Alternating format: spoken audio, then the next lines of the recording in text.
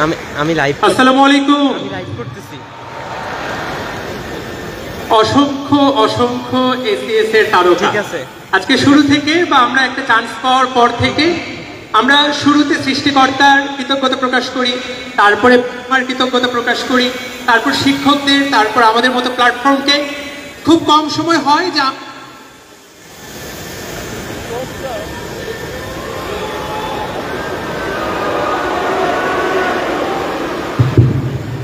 খুব কম সময় হয় আমরা নিজেদেরকে অ্যাপ্রিশিয়েট করি।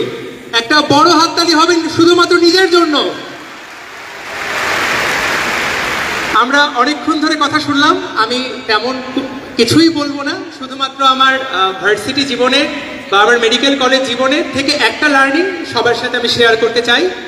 তোমরা যেই সময়টাতে প্রবেশ করলা, প্রায় লাখ লাখ শিক্ষার্থীর সাথে প্রতিযোগিতা,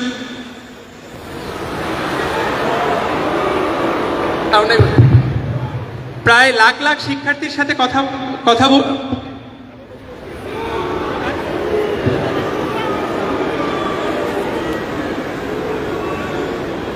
প্রায় লাখ লাখ শিক্ষার্থীর সাথে প্রতিযোগিতা করে তোমরা আজকে এখানে।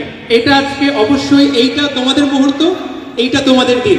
তবে এখান থেকে নতুন একটা জীবন শুরু হচ্ছে। এবং আমাকে যদি জিজ্ঞাসা করো যে আমার বয়স ধরো এখন 28 বছর, গত 28 বছরের জীবনের সবচেয়ে সুন্দর সময় কোনটা, বা ভাইয়া আপনি কোন সময়টাতে ফেরত যেতে চান, আমি বলবো আমার মেডিকেল কলেজের ওই 5টা বছর। তোমরা আজকে যারা বুয়েটে পড়ছো বা সিকের ওয়েটে পড়ছো বা ভার্সিটিতে বা মেডিকেল কলেজে, আগামী 4 বছর, আগামী 5 বছর হবে জীবনের সবচেয়ে সুন্দর সময়। এই সময়টা তুমি পড়ালেখা করো চাই না করো, তোমার কাছে এই স্বাধীনতা, এই আনন্দটা, এইটা আর কখনোই ফিরে আসবে না। আমি বড় ভাই হিসেবে এইটুকু বলবো, এটাকে যতটুকু উপভোগ করা যায়। তুমি ভবিষ্যতে কি হবা এটা আমরা এখনো জানি না। এখানে অনেকেই আমরা একভাবে শুরু করেছিলাম, এখন আরেক পেশায়। তুমি কোন পেশায় যাবা এটা আমরা কেউই জানি না। তবে এই সময়টা তুমি যাতে সর্বোচ্চ উপভোগ করো। এবং আরেকটা লার্নিং যেটা আমি শেয়ার করব, সেটা হলো ভার্সিটিতে আমরা সবাই প্রবেশ করলাম, আমাদের অনেকে লক্ষ্য থাকে আমি বুয়েটে পড়বো, অনেকের লক্ষ্য থাকে মেডিকেল কলেজে পড়বো, অনেকের লক্ষ্য থাকে ঢাকা ভার্সিটিতে পড়বো। আমার লক্ষ্য ছিল ধরো আমি ঢাকা মেডিকেলে পড়বো।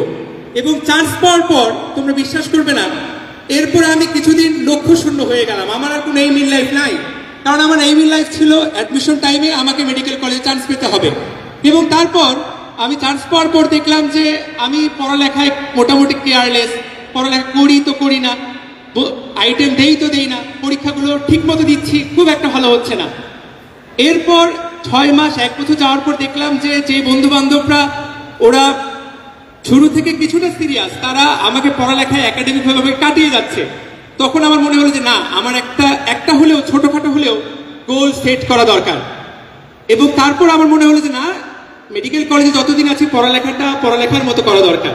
এবং এটা তোমাদের সাথে অনেকেরই হবে, যারা কোথাও ঢোকার পরেই মনে হবে যে আমি তো সবকিছু গেইন করে ফেলেছি। উত্তরটা কিন্তু না, এটা কেবল প্রতিযোগিতার শুরু। আগামী 4 বছর এখানে যে সিনসিয়ারলি কাজ করবা, এখানে যে সিনসিয়ারলি একাডেমিক পড়ালেখাটা করবা, বা যেই লক্ষ্যটা সেট করবা, এরকম একটা মঞ্চ তোমার সামনে আরো আসবে। এইটুকু বলবো, পুরোপুরি সময়টা এনজয় করো। তবে শুধুমাত্র এনজয় করো না, এই সময়টাকে যতটুকু পারা যায় কাজে লাগাবার চেষ্টা করো। সবার সাথে ইনশাল্লাহ আরো বড় প্ল্যাটফর্মে দেখা হবে। সবার জন্য শুভকামনা। আসসালামু আলাইকুম।